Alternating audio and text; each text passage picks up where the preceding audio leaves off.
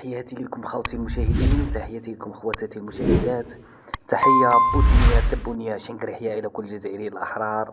تحية بوطوية ظلامية كهربائية إلى إمارة هوك. إمارة هوك اللي رايحين يعانوا الأمرين، انقطاع الكهرباء بعد انقطاع الغاز وانقطاع غلق الحدود البرية والبحرية والجوية، يعني حصار بري بحري جوي، حصار غازي وحصار كهربائي في الانتظار. خوتي الجزائريين الأحرار، هبطوا كامل أسفل الفيديو، خلونا لايك واشتراك في القناة. أنا بدأت تشوف من يوم قطعت الشحنة الأخيرة للكهرباء سنة 2021، فينال تاع أواخر سنة 2021، وهي المروك تعاني من انقطاعات متكررة للكهرباء.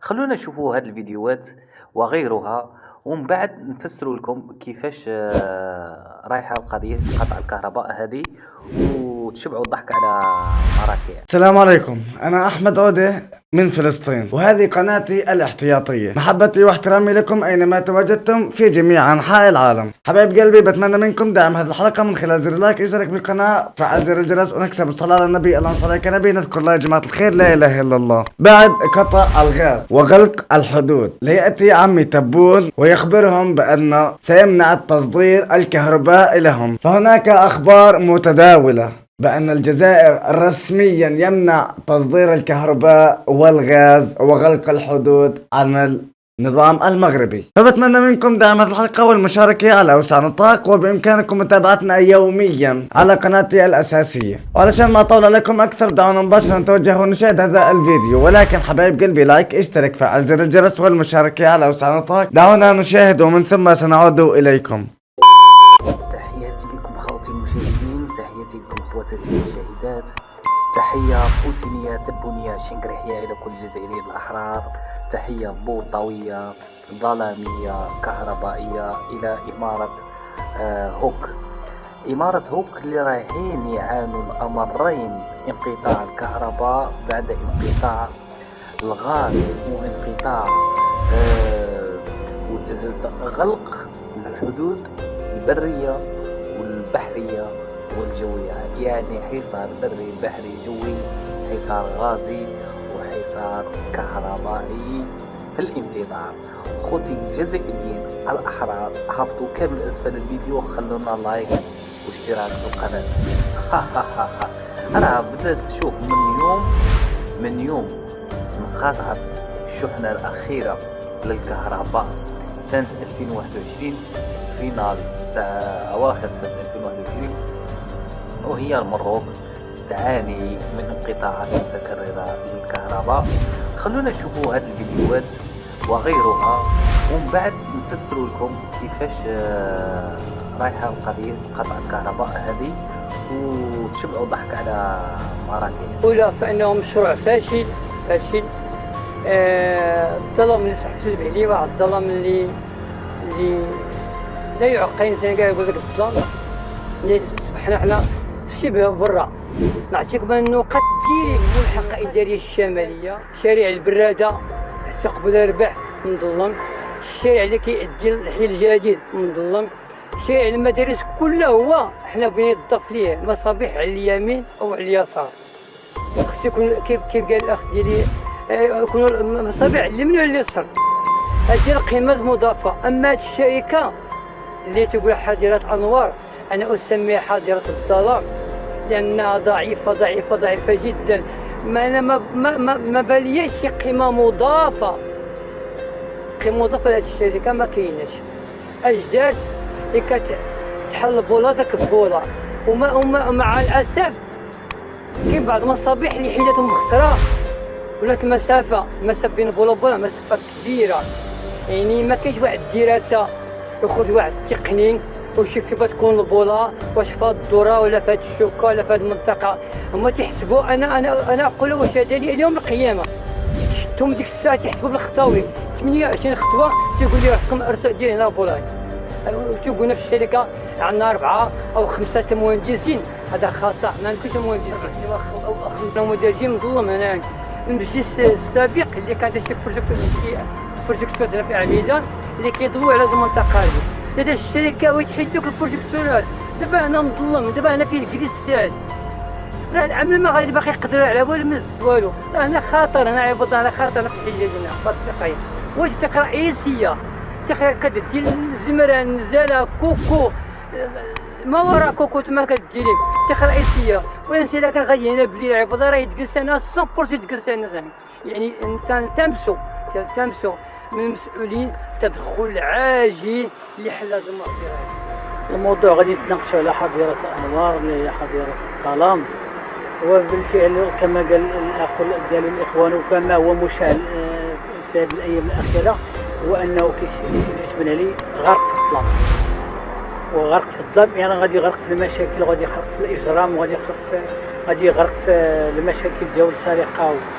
يعني الإنارة تقريبا تتأمن واحد 90 ولا 80% لأنه كتساهم، لأنه إلا كان الإنارة تيكون الأمن تيكون التأمين، إلا ما كانش إنارة ما كاينش تأمين. حنا هاد الشركة هادي مع العلم أنه جلسناها وناقشنا مع الناس ديال المسؤولين في المجلس الجماعي سابقا، ماشي هاد المجلس اللي كاين دابا، كنتمنوا من هذا المجلس أنه يدير واحد الالتفاتة ويقعد مع ديك شركة الأنوار ويقعد لذاك مجلس التدبير ويعطينا واحد التقني اللي هو تقني يكون عنده علاقة بهادشي ديال الكهرباء أو الإنارة العمومية، باش يجي واحد الرؤية ويجي واحد البطاقة تقنية على هادشي سيدي يسمع عليه، بأنه راه التوزيع ديال المصابيح الكهربائية اللي هي الليت راه ما موسعيش بالشكل اللي هو خصو يتوسعوا به. على أي يعني كتلقى واحد الاتجاه مثلا يمينا كاين البولي ولا يسارا كاين البولي، ولكن راه اللي من مظلم او لا تقدر تلقى اليسار مظلم. نعطيك مثلا نموذج سواء ابو الارباح جهه اللواء شارع البراده، يعني هادو كلهم غارقين في الظلام. مجلس الجهه جهه لابيسين يعني كل شيء هنا غارق في الظلام. يعني خص التقنيين داو على المجلس الجماعي او لا ديال الشركه يقعدوا ديال الشركه مع التقنيين الاخرين ويعيدوا النظر في هذا الشيء، وكنتمناو انه يدير تكون واحد اذان صغير للمجتمع المدني باش يحلوا معنا مشكل. وتنعاودوا نطلبوا من هنا من هذا المنبر الاعلامي مشكورين عليه انه السلطه المحليه كيتدخل في الشخص. حنا مازال ما فقنا حتى من فقصاد الغاز، مازال ما فقنا منها، وكنموتوا بالبرد وما تلقاو علاش نطيبوا، كنطيبوا غير على الحطب وكنسخنوا غير بالحطب، ومازال ما فقنا من الفقصه ديال قطع العلاقه، الطائرات كاع بقاو يدوزوا فوق منا. احنا نزيدو عاوتاني الفقصه ديال الضوء ديال الاخرى ديالنا. يا بي واحد كاتب ليا تسكتوا ولا نقطعوا عليكم الضوء، وانا ندخل هاك البرنامج لقيتو مقلوب كلشي كيهضر راه يقدروا يقطعوا علينا الضوء. كيكون بينا الله معنا وصافي مشينا فيها. حنا مازال ما فقنا حتى من فقصاد الغاز، مازال ما فقنا منها، وكنموتوا بالبرد وما تلقاو علاش نطيبوا، كنطيبوا غير على الحطب وكنسخنوا غير بالحطب، ومازال ما فقنا من الفقصه ديال قطع العلاقه، الطائرات كاع بقاو يدوزوا فوق منا. احنا نزيدو عاوتاني الفقصه ديال الضوء ديال الاخرى ديالنا لينا صافي مشينا فيها. كيكون بينا دابا نرجعوا للشمال ولا نشوفوا واش نديروا ياك سيد الباشا انه نقعدوا حنا وياهم على مائده مستديره ونقعدوا مع هذه الشركه كذلك مثال للوقوف على هذه الحيتيات وعلى هذه المشاكل اللي كيعيشها سيدي يوسف علي مع هذه الانارات.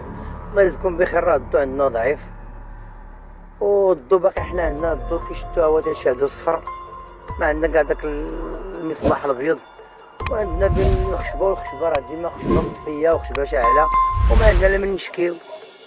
الله يجزيكم بخير. راه بالنسبه حتى السرقه راه عندنا هنايا بين الا كان الظلام راه تيدخلوا في المكان شي واحد مخرج ولا شي حاجه راه تيدخلوا لنا هنايا وكاين الظلام. واش راه غادي تشوف تشاهدوا الاخوان ملي صوروا هادشي راه كاين الظلام هنايا. الله يجزيكم بخير. كان احسن ديروا معنا شي حل في هاد الضوء هذا، راه ما كاين لا ما نشكيو. اللهم الاخوان هما يديروا هاد المبادره. السلام عليكم ورحمه الله وبركاته. معكم خليفه الشاحني فاعل معكم. حنا كنتوجهوا الان لجنان مزيان الجهه سود في مقاطعه سيدي يوسف علي اللي قسمها الان واحد المجموعه ديال المناطق اللي استفدت من هذا الضوء الابيض اللي كيتسمى بلاد، ومناطق اخرى مازال كتعاني من هذه المساله ديال الضوء الاصفر اللي قديم. حنا الى رجعنا للفئه ديال الجيوش كتلاحظوا بلي مازال تنعيشوا هذه المساله ديال الضوء الاصفر الضوء الأصفر اللي كاين في الأعمدة الكهربائية، وهذه الأعمدة هذه مهددة بالسقوط.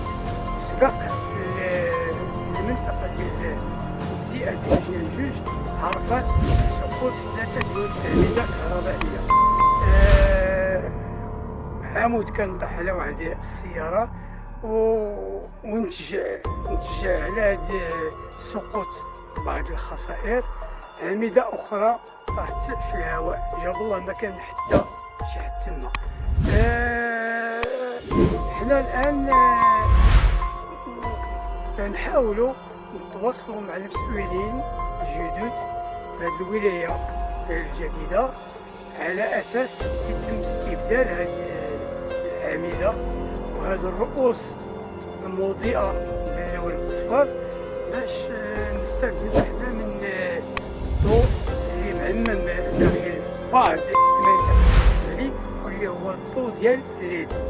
لحد الساعة السيد المكلف بتدبير قطاع ديال حظيرة الأنوار مازال ما تمش الاتصال بهذا السيد هذا على أساس أنه نشرح ليه الحيتيات ديال هذه السيئة هذه والظروف اللي باقي والملابسات اللي باقي تعيشها ساكنة ديال الشكاية من طرف الساكنة ديال جوج على أساس يتم تغيير الجزائر. ما قلناش القرآن أنزل على سيدنا محمد عليه الصلاة والسلام في الجزائر، هادشي ما قلناش، ولكن حنا ماشي مشكلتنا دابا هو هذا. خلينا خويا الله يرحم بك، حنا اليوم غنفوتوا الخلافات اللي بيناتنا. حنا ما بغيتش ندير هذا باش نتكلموا على الخلافات، ما بغيتش نهضر على البوليتيك، كنهضر على هذه المسألة ديال الضوء اللي هذا واقع اليوم نعيشوا فيه. اليوم الشعب المغربي بلا ضوء، النظام الجزائري طفى عنا الضوء، هبط الديجونكتور. انت راك تقول باللي طفى عليك الضوء سي رضوان، راك تقول باللي طفى عليك الضوء نظام جاي كيما هكذا. اييه اش على الشمع ساهله، ما عندكمش الشمع؟ وحنا وراه هادشي علاش تيديرها. ما سمعتيش قبيله كنقول لك بانه راه كان واحد الصف طويل عند مول الحانوت على الشمع. الاخوان كاين شي البعض اللي قال لي بانه كاين طابور على الشمع. حنا ما عندناش مشكل نقولوا هادشي يا صاحبي، حنا كنفتخروا كنقولوها، ما عندناش مشكل.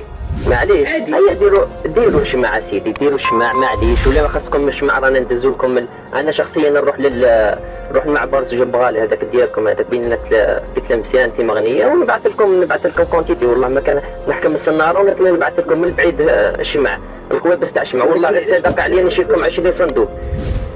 علاش اذا كان الجزائري هذا الله يسمح لي الله يكفي 1200 الناس، علاش ما تطلبش منه؟ وانا كنت نتمنى انك تقول لا احنا بالعكس نتضامن مع الاخوان ديالنا وحنا. شكرا اخوت اللي كيدعم. انا قلت لك سير دكتور، انا شخصيا علوش الجزائري، اتضامن معليش حاب يقول لي انا شخصيا اتضامن مع المغاربه اللي راهم يقولوا باللي النظام الجزائري قطع معنا الضوء، نرسل لهم الشمع، ما كاش مشكل، نرسل لهم كاش 20 قابسه تاع الشمع ولا 30. هذا هو اقصى ما درتي في عوض تطلب من النظام الجزائري انه يطلع الديجونكتور. كتقول له نصيفط لكم الشمع، ما كتشفى فينا زعما ولا ما فهمتش؟ لا عاد تقول لي بلي راكم تقولوا بلي نتوما راكم على الظلمه وعلى كذا كذا. قلت معليش انا لا حول ولا قوه لي الا ان اقول بلي نعاونك. تقول نتضامن معكم بالشمع اخويا، الشمع راه رخيص هنا في الجزائر. ياك ما تزعفش سي رضوان، نورمال هذه نورمال ننويها صدقه كما قال لك نعطيك النور نورها عليكم ان شاء الله، مادام بلا ما قطعوا يطلعوا عليكم كما قال لك الديجونكتير. معليش غير ما تزعفش برك. لا صداقتك كان قبله خويا ساموراي. مرحبا خويا ساموراي، الاخ ساموراي. وعليكم السلام اخويا، مرحبا بك. السلام عليكم. وعليكم السلام اخويا ساموراي. مرحبا اخويا، مرحبا بك. خويا شوف نعطيك سؤال جاوبني فيه، قلت معليش. خويا الله يرحم بك، اليوم ما بغيت لا سؤال لا جواب، بغيت غير هذه المساله واش كتضامن معنا ولا لا في مساله الضوء. صافي غدا الا تلقاو لنا الضوء ولا الاسلام ولا لا؟ متفق. احنا مسلمين ولا لا؟ مسلمين اخويا، مسلمين. انتوما حبيت نسقسيكم بقاعده وحده، تفرضوا راكم الضوء كيما راكم. كيفاش؟ هكذا ما سمعتكش. نفرضوها بلي راهم فوقوا الضوء. وانت كتشوف دابا انت بالضوء، انت عندك الضوء ما عندكش الريزو، دابا وين المشكل؟ حنا بلا ضوء عندنا الريزو. اسمع خلينا نهضر معك باش كيما انا ونهبط هذا ما كان. شوف كانوا الناس اللي نشوف فيهم ساكنين 60 سنه 50 سنه يخرجوا فيهم من ديارهم هكذا. الا ما تروحوش تريكلاموا عليهم، نتوما تنوضوا الجزائر ترقدوا الجزائر، واش فيكم بصح بغيت نفهم برك. حنا خويا دابا واش حنا درنا عليكم شي لايف اليوم؟ راهم يخرجوا اليوم دايرين لايف حنا واش ما تقوليش اليوم انا دايرين لايف على كهرباء ولا خير. شوف انا ما تروحوش تريكلاموا على اللي راهم يخرجوا فيهم من ديارهم. روح ريكلامي على اللي راهم يخرجوا فيهم من ديارهم. اسمع روح ريكلامي عليهم اللي راهم يخرجوا فيهم من ديارهم، ومن بعد روح عارف على الكتريسيتي وعلى الكهرباء وعلى الجزائر.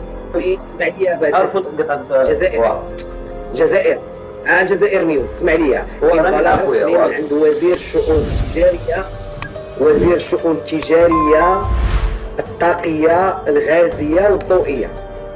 هذا وزير الشؤون الطاقيه الغازيه والتجاريه والضوئيه خرج بيان راه كاين في الموقع الرسمي ديال الوزاره. بصح انا واحد الناس ارفض هذا القرار تاع قطع الضوء. خاطر من يقطعوا لكم الضوء شكون ضحكنا رجل والله سيريو. دوك انا ندخل لايف ما نلقاش رضوان ولا ما تلقاش ابرنوس ولا اما صايع تقول لي يحكم الاكتئاب. انا ما نضحكش. شحال مزاجيرين من يقطعوا لكم الضوء شكون يضحكنا يحكم الاكتئاب كما نضحكش رضوان. إذا ندخل لايف تاعك ونتفرج شويه لازم اوبليجي. لا دابا بيني وبينك دابا نديروا حمله من معنا كيفاش دابا واش غتطلبوا نتوما من الرئاسه الجزائريه؟ كيفاش غتضامنوا معنا مثلا؟ كيفاش كتضامنوا؟ انا راني متضامن معك 100%، وانا نطالب من هذا المنبر تاعك كاين 1400 واحد تفرج فيها باش يعاودوا يرجعوكم الضوء. خاطر الا قطعوا لكم الضوء ما كاينش اللي يضحكنا هذوما. سي ياسين مرحبا خويا. الاخ ياسين السلام عليكم. مرحبا بيا عندكم. تحياتي خويا تحياتي. مرحبا بك خويا ياسين مرحبا. ما فهمتش انا طلعت سمعتكم تهضروا على التريسيتي كهرباء. هذا هو الموضوع قطع كهرباء في المغرب. انا شي انا المغرب يبدا الكهرباء لانجلترا. لا انا اعرف حاجه المغرب تصدر الكهرباء الى انجلترا. انا هذا الشيء اللي سمعته. انا ما فهمتش انا الدوره وطافي عندك بس الله يبارك لك منور انت منور راك انت راك فوق الدوره ويخرج من الوحدات. الله يبارك راك مضوي كاع المهم انا الشيء اللي نسمعوا اللي سمعته المغرب تصدر الكهرباء لانجلترا. مالك ما عادش ليه نضامن معاكم انا انتوما بمملكه 12 قرن الله يبارك ومكتب الفوسفات اسمه شريف. وعلاش الضوء تيخرجوا من الفوسفات؟ الضوء تيخرجوا من لا انت كي كنت جا من الفوسفات الهضره. لا انت كي كنت تقول وزاره الطاقه وتستهزأ بالوزاره. انا قلت لك مكتب حتى المكتب عندكم وش لا ماشي استهزأت. لا بلاتي ركز معايا. ماشي استهزأت بالطاقه قلت لك البيان واسمها الوزاره وزاره ستابي في جوجل وزاره الشؤون التجاريه الضوئيه ما نقدر نقلبها الغازيه. مثل ما رأينا عزيزي المشاهد أخت المشاهدة، أنت جزائري افتخر بعلمك، افتخر بجيشك، افتخر برئيسك. والخزي والعار لكل مطبع خائن، الخزي والعار لكل أعداء الجزائر. نحن كلنا فخورين بالجزائر، نحن كلنا فخورين بعم تبون. بحب أذكركم حبايب قلبي فقط ادعم هذا الفيديو من خلال زر اللايك، اشترك بالقناة، فعل زر الجرس والمشاركة على أوسع نطاق. تحياتي لكم من قلب فلسطين إليكم في جميع أنحاء العالم. حبايب قلبي وصلنا لنهاية هذه الحلقة من قناة أحمد عودة الاحتياطية. بتمنى دعمكم بقوة على هذه القناة. تحية الجزائر بشعبها ورئيسها وجيشها. تحية الجزائر وعاشت فلسطين حرة عربية. بنهاية هذه الحلقة وهذا الفيديو من قناة أحمد عودة ابن فلسطين الاحتياطية تبث من قلب فلسطين مستقلة. بحب أتشكركم على المشاهدة. كان معكم أخوكم أحمد عودة ابن فلسطين وعاشق تراب الجزائر، والخزي والعار لكل مطبع خائن.